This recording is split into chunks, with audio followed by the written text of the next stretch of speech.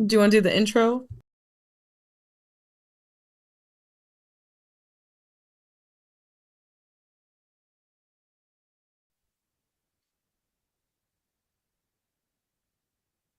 Come along, children. Now we're going to have a little music.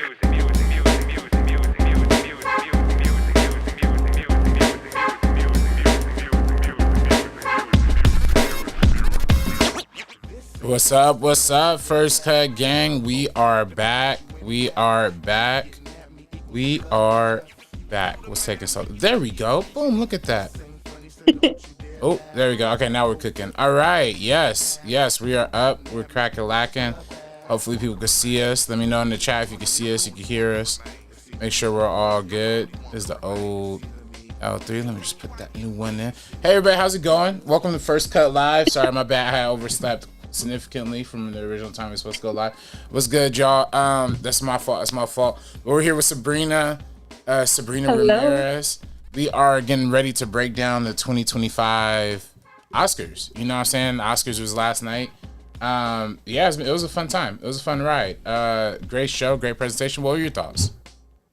Yeah, honestly, I liked a lot of it. I loved Conan as host. But then there were just some small things that I just wasn't vibing with. I feel like we'll get into everything more a little bit later, but like the Bond tribute was cool and all, but like, does anybody know why? I still to this, like, I don't know why they did that. Do you know? Yeah, it was a funeral for Amazon buying the the property. I feel like, that was That's really what I was wondering, but then it just feels so odd because like they did a tribute. It consistently wins. We don't have like an upcoming Bond film, so or there's not like some anniversary. But anyways, I obviously loved Doja Cat, loved Ray, and I think it was Lisa as well. I think they did an incredible job. But I would have rather like saved some of this time for maybe like I don't know, seeing the clips for the nominees, seeing like the performances while we're about to get awarded. I feel like that momentum and that build up just helps the pacing so much of these award shows to like even if you haven't seen the film, you get a feeling of what that person brought to the table before they're awarded.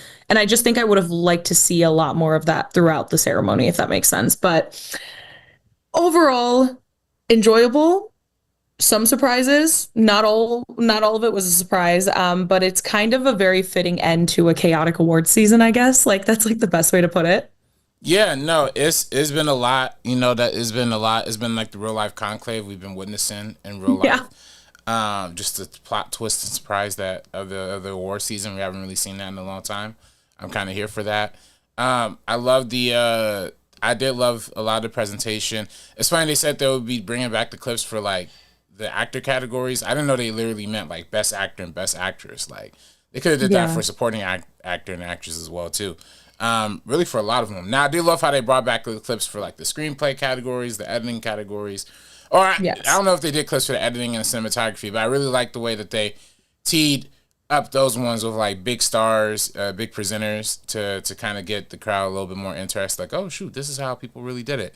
Um, Great seeing more history being made at the Academy Awards. Shout out to Paul Paul Tazewell. Tazewell. Tazewell, Yeah. yeah. When being the first African American man to win the best production design category, second black person in history after Ruth Carter for Black Panther in 2019.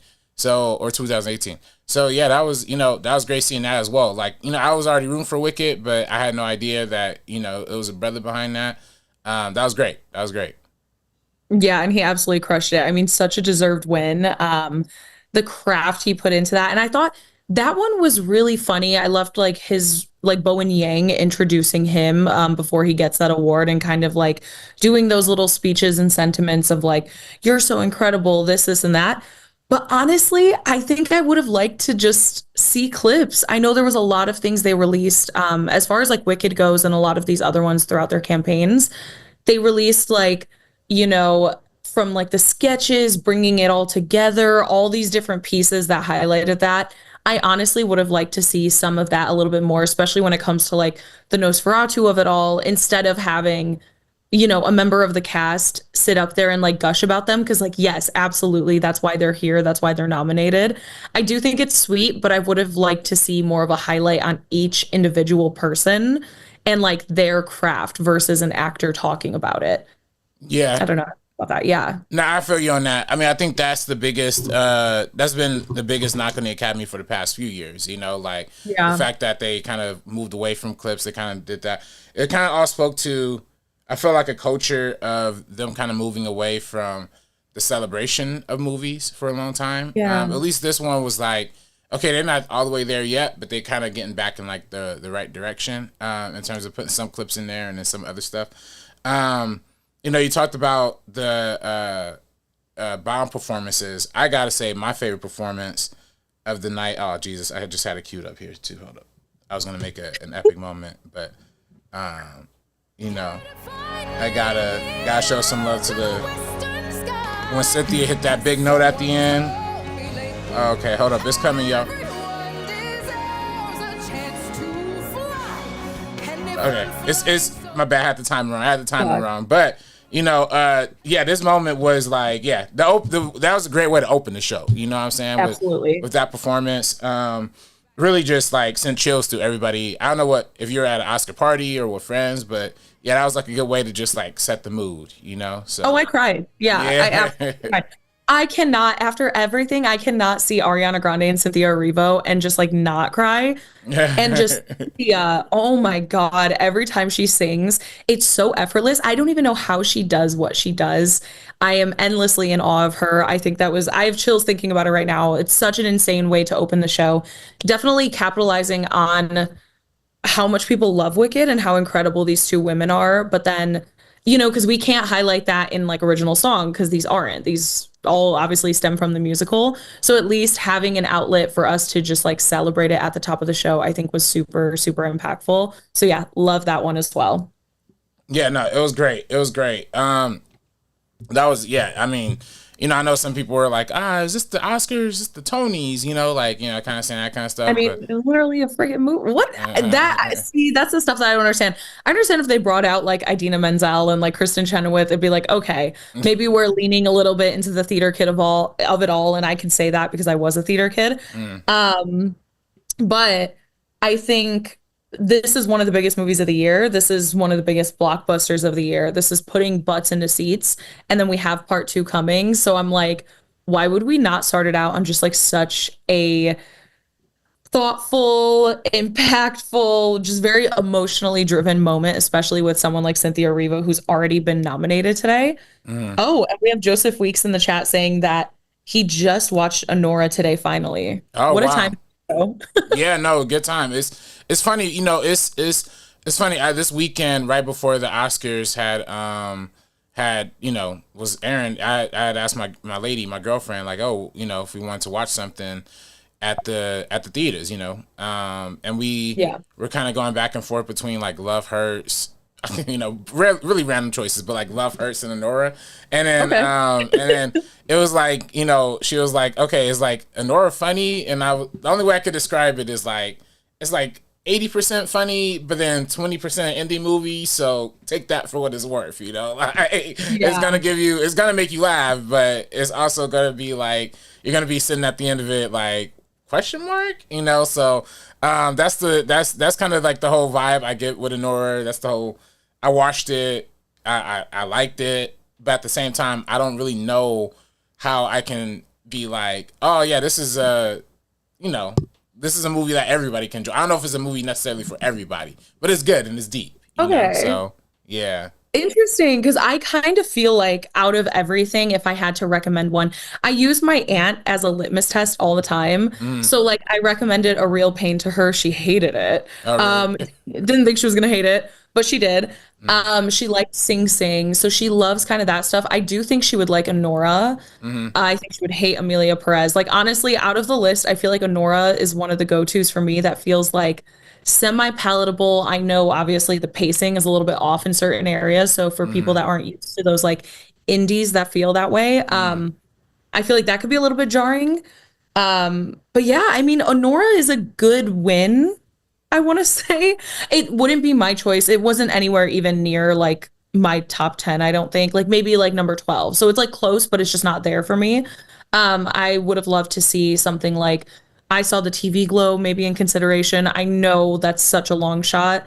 But the song Claw Machine with Phoebe Bridgers and Sloppy Jane, I think that song should have been nominated 100%. So yeah, from what we had, which I know both of you and I have expressed kind of like our disappointment a little bit with some of the noms and some of the omissions. Mm. I thought Anora's a good win. I like it a lot better than like something like The Brutalist, Amelia Perez, or even like a Conclave. As much as I like Conclave, I think it would have been a little bit boring of a Best Picture win in my opinion. But yeah. Yeah, it's good stuff. I mean, I think with Anora, it's funny. I have to I want to approach this subject very carefully because I'm not the one to dig through people's Twitter or who they follow or what they like or Instagram and Oh stuff. God, I saw that. Right, Sean Baker. And it's interesting. I had been low key seeing this stuff about Sean Baker for like a minute. Like I've been seeing this on my timeline since like 2021 when Red Rocket came out. And like that's back when likes were public and he would be liking like stuff from like in wokeness and like all that stuff. And I was like, okay, this is a little, and somebody pointed that out, but I don't know, PR teams are good. They just kind of let that stuff fly under, you know what I'm saying? And then now the conversation kind of came back. I even mentioned it at the Oscar party I was at yesterday. I was like, yo, are we cool with Sean Baker? Do we kind of know like what he's about? And then everybody's like, yeah, he's cool. Why? And I didn't want to sound like the friend that was too woke and try to break it down to everybody. But I was like, okay, let's just see how this plays out. And stuff is coming out, you know what I'm saying? Libs of TikTok, all these I was just gonna say he's the first director that follows Libs of TikTok to ever win Best Director. So here we go. Like, we have so many milestones. Shout out Paul, shout out Sean Baker. Shout out to the Dominican Zoe Saldana, who after the first American of Dominican descent to be, she was like first. I was like, I'm pretty sure Dominican is one, but she was like Dominican to accept. I was like, okay.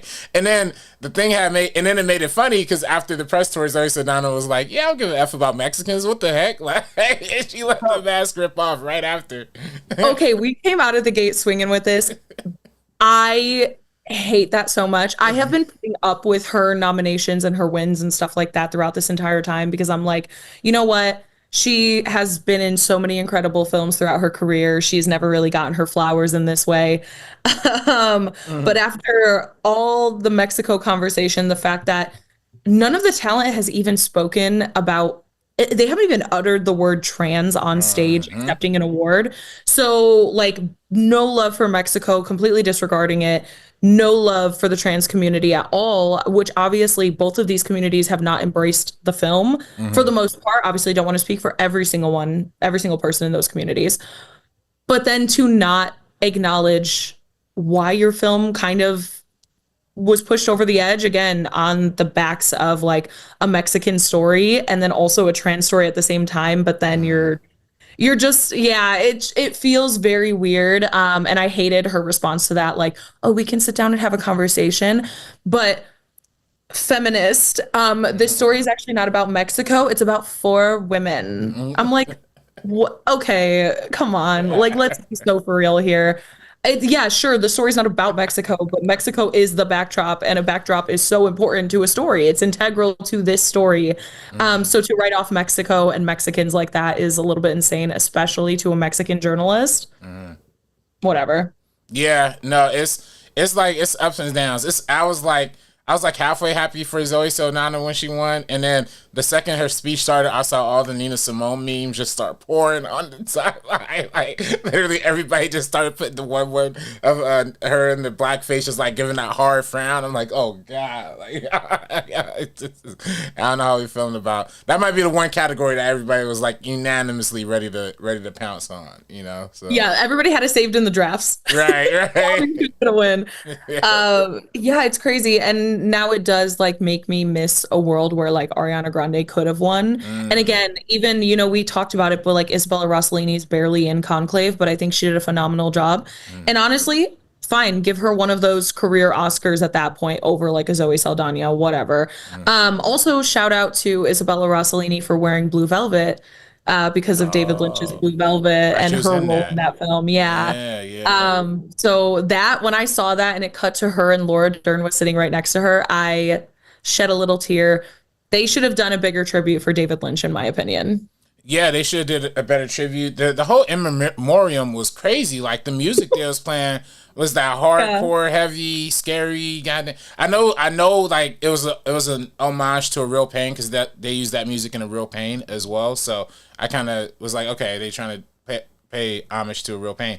At the same time, though, no, don't put that scary ASS music on the death monologue part because it's weird. And then you have Morgan Freeman's nasty ass like going up there presenting the thing before. I'm like, oh no, this is all bad. It's all bad. So yeah. So anyway, that whole section delete the whole in memoriam. Try again next year. Make it better. Include Tony Todd in there. Michelle Trachtenberg? Michelle Trachtenberg. Exactly.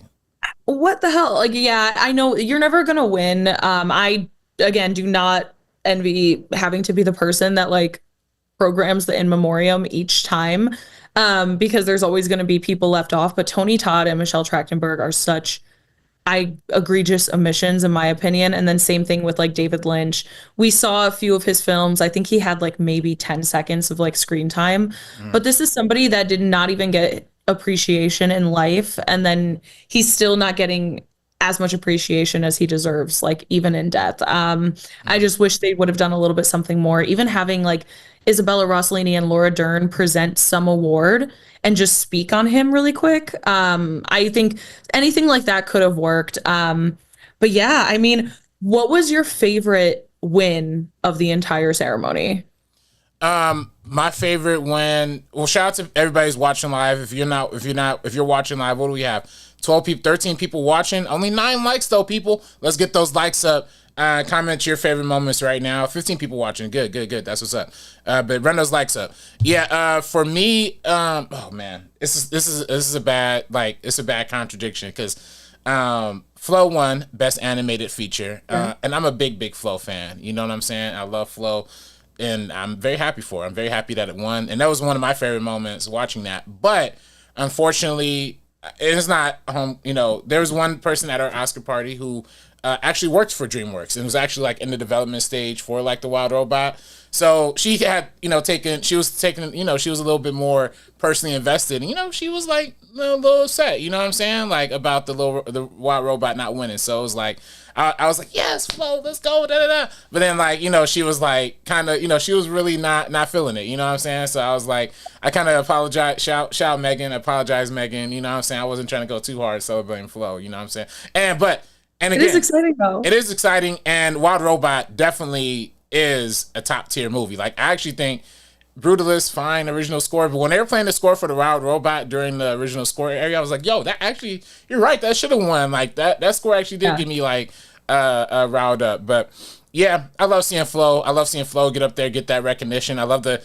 little cat holding the Oscar like on the side of the screen that you saw briefly. I was like, yeah, this is top tier. And that one and the No Other Land winning Best Documentary was an amazing moment as well. I'm so glad they didn't play those guys off. Absolutely. Honestly, that's another thing about this show is that like Adrian Brody can go on and talk about like accept his award, say nothing, and literally have the world record for the longest Oscar speech of all time that literally said nothing. If he said something so profound, it stopped us dead in our tracks. Yes, I will absolutely. But he had Cillian Murphy sitting on the side of the stage for 5 minutes and like 40 seconds, whatever it was, and just kind of staring at him. Cillian Murphy, of all people, that man does not even want to be in front of a camera. And you're going to make him stand there for that long. Crazy. But then we're playing off like Dune, like crew members that like are winning these awards. These are such major moments for these people. And there's like 3 of them. 2 of them get to speak very briefly. And then the third one, Mike gets cut off. That to me is so disrespectful. I hate to see that. I feel like that's so uncomfortable. So next time, again, we have these Bond things, great and all, but then if you're gonna do that, let time go over. Let it go over a little bit. Cut off Adrian Brody. I would have been okay if you cut off his mic after a little bit, just because I don't know, I have very complicated feelings about that man, the same way that I have with Sean Baker, to be honest.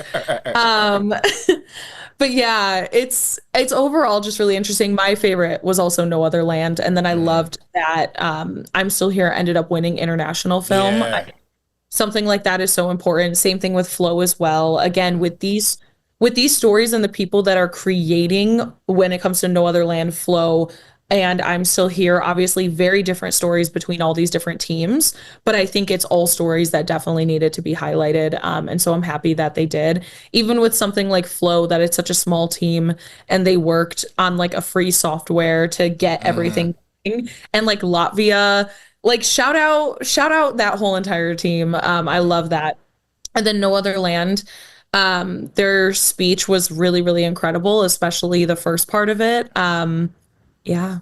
Yeah, no, those are both great. I love there was one of the short film winners. I think it was like the animated shorts, and then homie homegirl was reading the speech, and he was like, "You're reading the wrong speech," and he read the exact same speech. I'm like, "Yo, what the?" You gotta be trolling, like, this is so bad. Oh, but it was just funny. I had to like go, so I had substance jello shots. So it was like the full syringe, lime green. It had the little activator on it. I think I posted on Twitter. You guys can go check it out if you want to see it. But I just had to like turn over and take 3 of those jello shots during that time. I'm like, I cannot listen to this. I get like such secondhand embarrassment sometimes, even with like an Adrian Brody, like knowing me. Because you ever get like anxiety where you wake up the next day and you're like, damn, I said some stupid shit. Yeah. That would 100% be me getting up on that stage. And then the next day I'd be so hurt. That's why I'm trying not to go too hard, even on Adrian Brody, even though he's completely fine. Right. I shouldn't even feel as bad for him. But yeah, them too, because I know with like the language barrier, I feel like something just got completely mixed up, like lost in translation. And oh my God, the Amelia Perez team singing. Oh yeah, oh yeah. I'm like, yo, play that off. That's the prime time example of Yeah. like, all right, you gotta wrap that one up. Like, I every time Jacques Audiard wearing like Amelia Perez baseball cap the whole time, I'm just like, I don't know what's going on with this team. Yeah.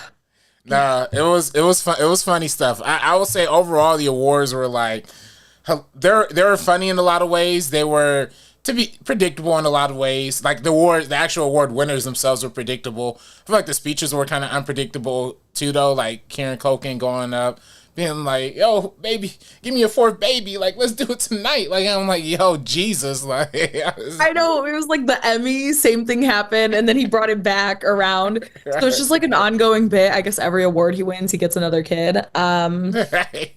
Yeah, I have a few notes. I didn't take that many notes during the show. I was busy drinking my little Anora sparkling cocktail that I made. Nice. But yeah, I just have Adrian Brody long ass speech. Amelia Perez team was a mess. But I do also have. I really thought that Conan was great. I liked his Oh Carlos yeah. the Gascon joke, Yeah. stuff like that. And then also, along with him taking shots, of course, the Kendrick joke too. Yeah.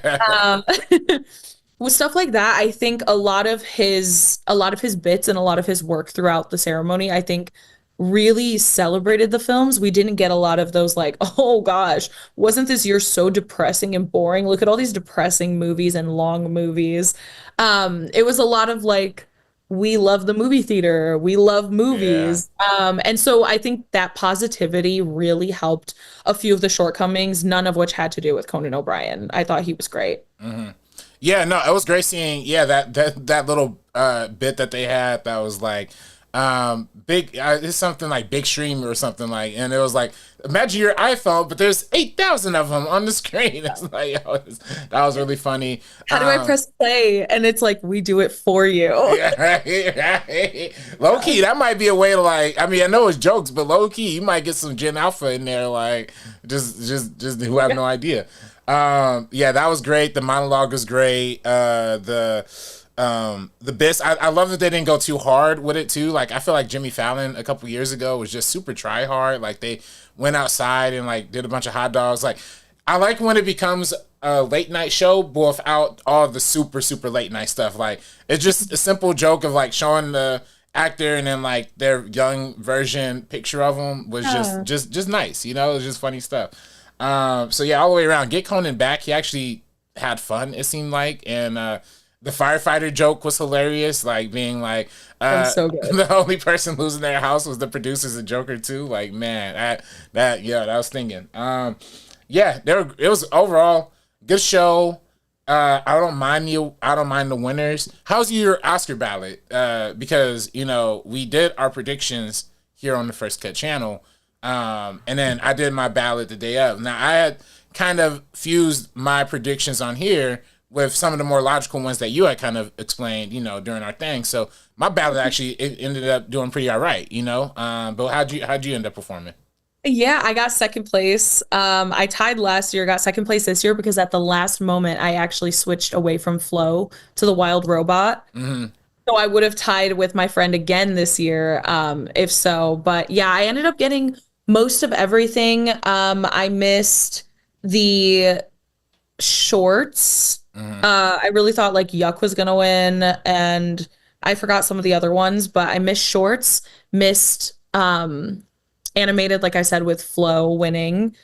And I think those are the major ones that I missed. Other than that, everything, all the like below the line stuff I ended up getting. I'm very happy that I still ended up going for I'm Still Here for international film over Amelia Perez. Again, that was me like manifesting that into existence, and then it happened. So that was really exciting. All right. But yeah. Yeah, no, it was that's a good record right there. I mean, I was really proud. Yeah, I got 19 out of 25, you know. So Hey. yeah, I was like I had one our little Oscar party. The shorts I did completely blind guessed and got them all three right. You know, I always think Wow. yeah, no, literally, I was like, but I think I have the exact same logic as like the Oscar voters. Like, what title sounds the best? You know, like you're telling me the only girl in the orchestra. That sounds amazing. I would watch that. Like, Oh, I did get that one. Yeah. yeah, like that one. The other one was like, I'm Not a Robot. Like that sounds like a great title. I don't know, you know. So those are the ones I voted for. I literally got them all right, just my blind guesses. The ones that I missed, honestly, and I shouldn't have missed it, but I for the best song. I tripled down on Diane Warren. Diane? I was Oh like, my God. this is gonna be her RB3. year. It's finally gonna happen. And then got on stage in the album. You know, they singing it on stage and stuff. The big miss though, I think a lot of us missed because I voted with my heart with Timothy Chalamet. I put him in there. Adrian Brody was the I wish. more obvious winner, but I voted with Timothy. But I think everybody missed the best actress winner. I did. You know, yeah, that for me was Demi Moore not winning for The Substance. I thought it was prime time. I thought it was like it was already in the bag. Honestly, based on how many she had won leading up to the award show and things like that. What are your thoughts? You know, I know Mickey Madsen also won the Cannes Award for Best Actress, if I'm not mistaken, for Anora. I think Amelia Perez, the three of Oh, them, Selena, Carla, and Zoe ended up winning, but Anora did win the Palme d'Or. right. So it was like she was in that contention. I was definitely surprised. I thought Demi had it in the bag, but I knew if anybody was going to even come close to her level, it was going to be Mikey Madison. And then Fernanda Torres for a second there, I was like, maybe she could kind of like sneak her way to the win as well. But yeah, I really did think it was going to be Demi. Happy for Mikey. Kind of crazy for how many awards Honora got because like I feel like this year overall hasn't had like the sweeper moments like something like an Oppenheimer from last year or was Oppenheimer last year? Yeah, yeah, Oh, it 2022. was. Oh Yeah. my gosh. Time does not make any sense. Anyways, Right. like that where throughout the whole season it's just winning so much and we know for a fact Cillian Murphy's winning and then he ends up taking it. This year it kind of has been a little bit spread all over, even like Conclave just getting adapted screenplay. Yeah. Yeah, adapted. Yep. Yeah, and then Dune getting Best sound, best visual effects. and yeah. So stuff like that, like it's really spread over a lot of places, but then Honora ended up coming through for a lot of those major categories, which did surprise me. I did have it down, but I kind of wanted like even for screenplay, I think it would have been so cool for adapted if like Sing Sing won. I think it would have been cool to have Clarence Macklin, Yeah. Divine G, everybody kind of up there accepting that award, and it would have felt like at least some flowers have been thrown their way for this year. Even like Nickel Boys, just entirely shocking. I finally watched it today. Everyone, just so you guys know. Um, after watching it, I sat there and I'm like, how the hell did this not get a cinematography nomination, let alone the Yeah. award? How? I'm sorry, nothing else holds a candle to it, especially not on this ballot. But yeah, Yeah, no, it's yeah, that, you know, Nickel Boys especially should have got more love in the cinematography game. I really would have loved to see Sing Sing get more yeah. love too, all the way around the board, in, you know, including the Best Picture nomination. But yeah, I mean, the nominees are fine. They did spread the love. We kind of predicted that during our predictions video. Like, they're gonna give a little something to everything as much as they could. So, you know, we saw Brutalist win stuff. We saw Wicked win a few things. Doom Part 2 win a few things. But Anora was the big prize winner. Sean Baker being the first person to win 4 Oscars in one night. I didn't even know he like edited the film himself too until like he won it. So yeah, it was just, it's cool. I mean, as much as I'm like, I don't know about Sean Baker the person, you know what I'm saying? Like, I don't know his political leanings. Crazy. Like, You know what's crazy too? When Tarantino gave him the award, oh I'm like, those are two freaks. But Tarantino's two freaks together. Tarantino coming out and being like, here are the nominees. yeah. And like, hello, everybody. And, like, it had such a whimsy. And you know me, I don't even like Tarantino that much. But for some reason, he charms me in these like ridiculous moments. Like, he was kind of like oddly whimsical, a little creepy. Yeah. I don't know why. I like that. I was laughing my ass off. I had to rewind the next commercial break and rewatch him just being like, hello, everybody. Yeah. And your winner is Yeah. Sean Baker. Nominees. Crazy. And then of course it goes to Sean Baker, and yeah, definitely two freaks kind of feel the same way about them. Right. Yeah, like the way I feel about Tarantino is kind of how I feel about Sean Baker. But I will say, as much as I may be like iffy on him as a person, again, lives of TikTok, not a good look in my opinion. Right. His speeches are really great, and That's he a, actually yeah.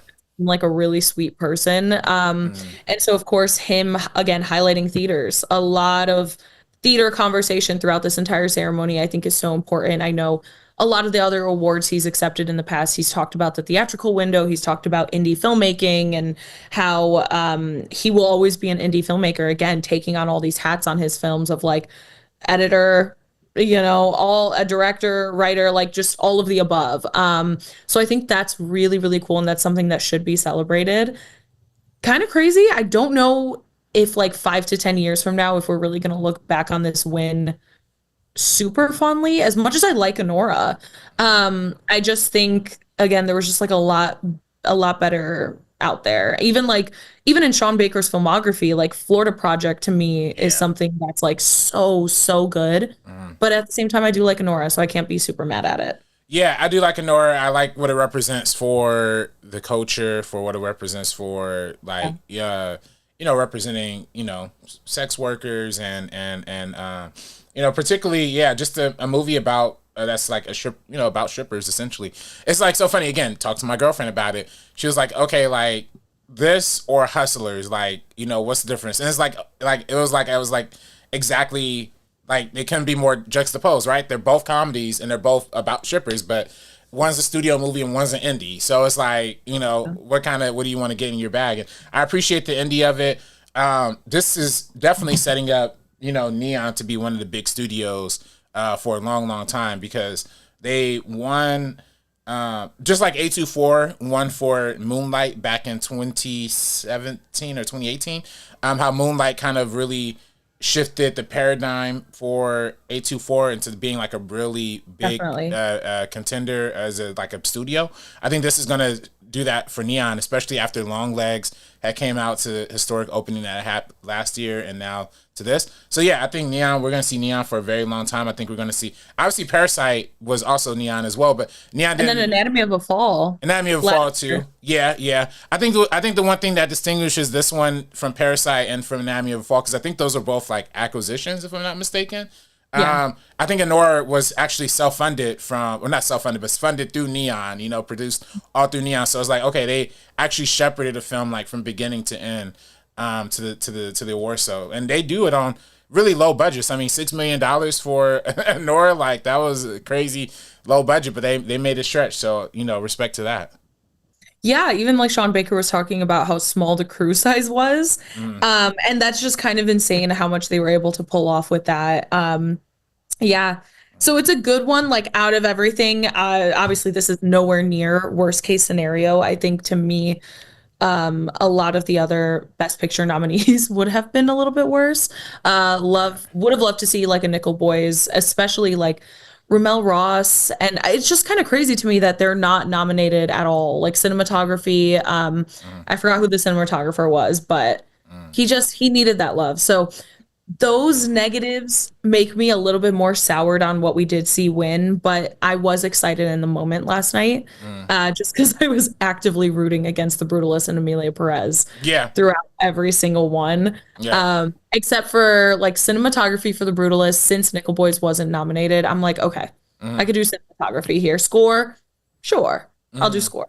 Yeah, Yeah. yeah, score is memorable. The cinematography is nice. Yeah, overall though, you're right though. It's like as long as it wasn't Amelia Perez, I think we're all kind of happy. That was looking like the front runner for a minute, and I think as I, as much as cool as all Mikey Madison winning and everything. I still feel a little sorrow for Demi Moore. I don't know if she's gonna have a. I Definitely. hope she has. I just really hope she has another shot at an award one day, at an Oscar one day. It seems like they kind of shot this kind of like another.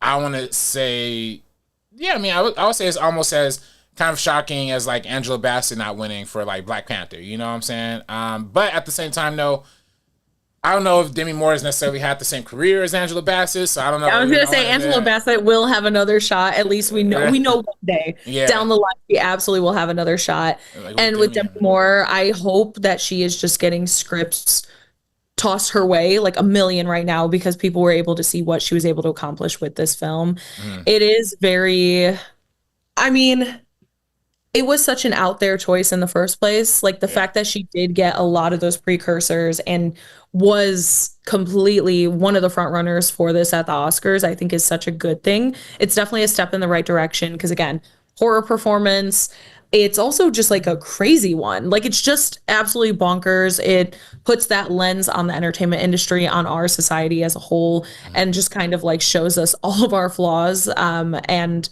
why things happen the way that they do.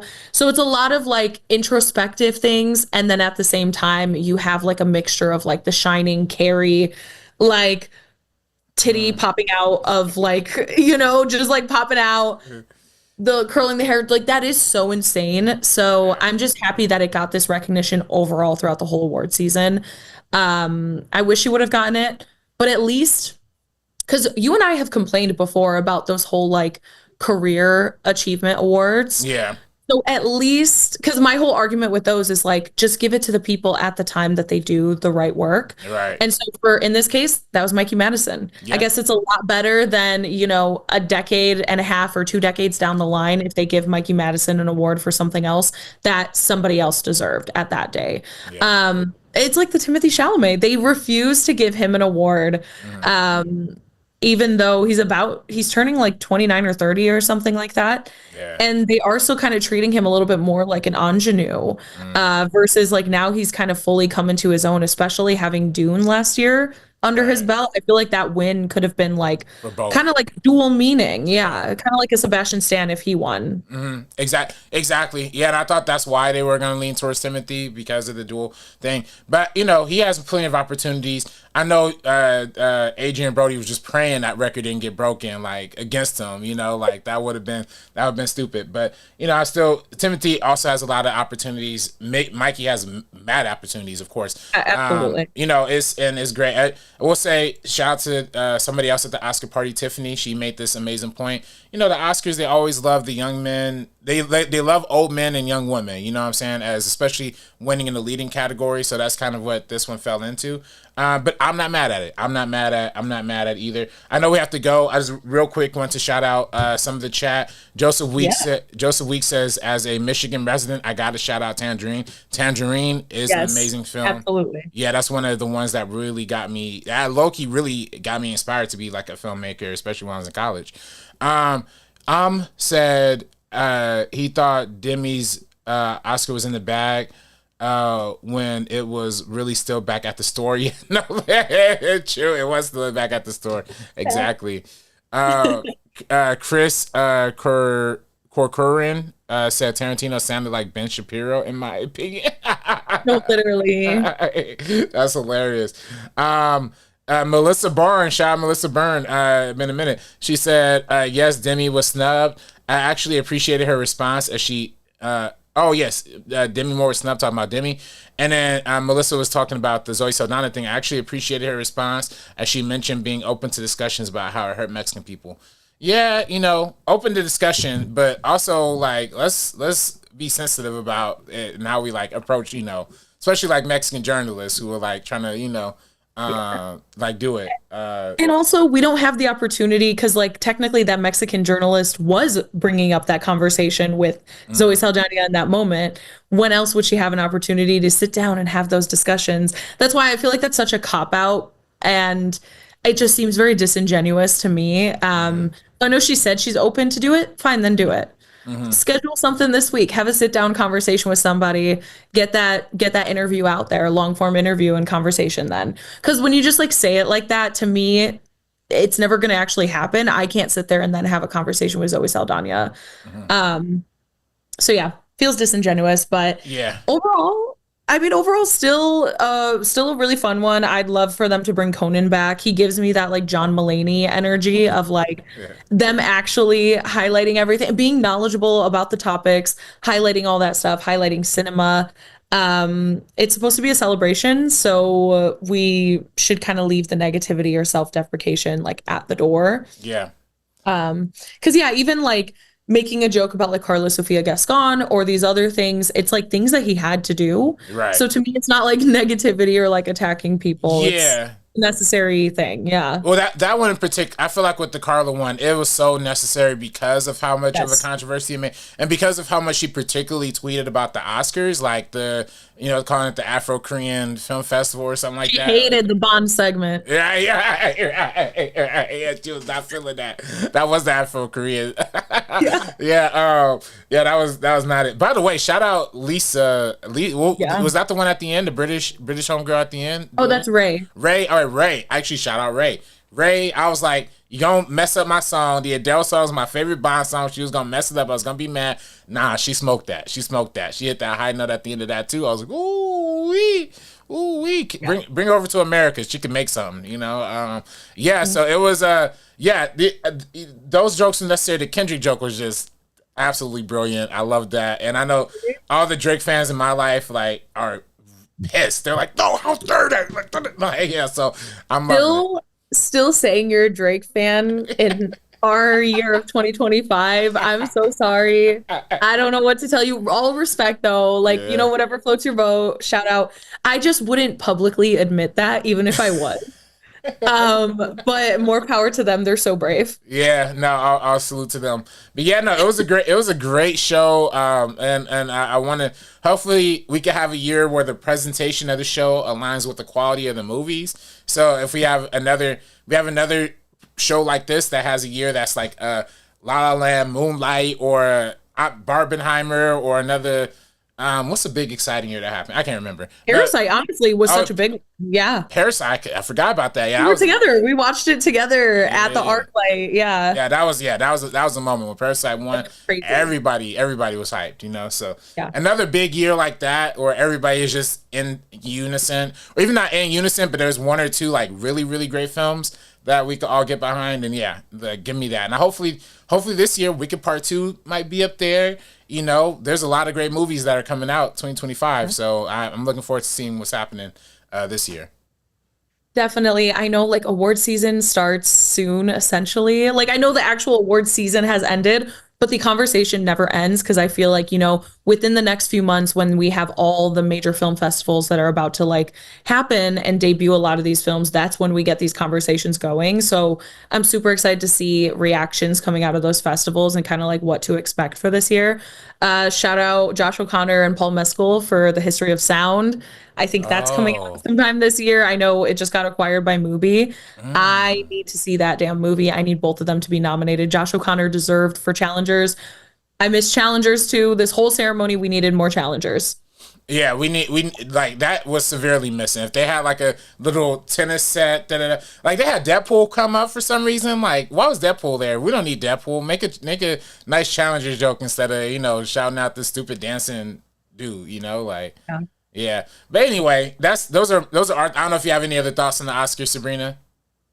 No, I think that was basically it. Again, enjoyed a lot of it. Justice for Sing Sing, Justice for Challengers. A lot of great movies. Definitely everybody, even like post award season, go and check out the films you haven't seen. Like I just watched Nickel Boys today.